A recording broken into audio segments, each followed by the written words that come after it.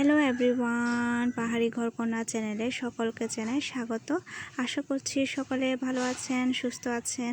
আপনাদের ভালোবাসায় আমিও ভালো আছি। সকালে জলখাবারে আজকে রেডি করলাম শীতকালে শিম দিয়ে আলু ভাজা। খেতে প্রায় অসাধারণ হয়েছে। থাম্বনেল দেখে অনেকে বুঝতে পেরেছেন আজকের এই ছোট্ট ভিডিওটি নিয়ে এসেছি আমার ছোট্ট পরিচয় নিয়ে। সবাইকে বলে দিই আমি একজন আদিবাসী এবং সম্প্রদায়ের দিক দিয়ে আমি হচ্ছি একজন চাকমা, আর আমি বৌদ্ধ ধর্ম পালন করে থাকি। আজকের এই শিম এবং আলু ভাজিটি খেতে অসাধারণ হয়েছে বন্ধুরা। আবার অনেকের মনে প্রশ্ন জাগতে পারে যে আমার নাম কি, তাই তাদের জন্য বলে দিই আমার নাম হচ্ছে জ্যোতিকা চাকমা। আর আমরা আদিবাসীরা এভাবে ডাল খেয়ে থাকি, মানে ঘন করে। অনেকজনকে দেখতে পাই যে ভিডিওতে ওনারা একদম পাতলা করে খায়, কিন্তু আমরা আদিবাসীরা ঠিক এভাবে ঘন করে খাই। সো অনেকের প্রশ্নও জাগতে পারে যে আমি পড়ালেখা করছি কি না।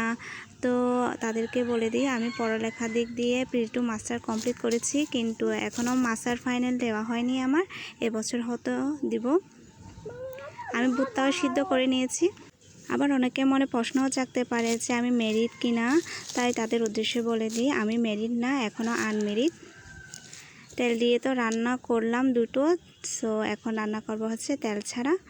আর রান্নার শেষে এ ধরনের পাতিল মাছটা কার কার ভালো লাগে আর কার কার ভালো না লাগে আমাকে একটু কমেন্ট করে জানাবেন। আমার তো বদ্ধ অলস লাগে।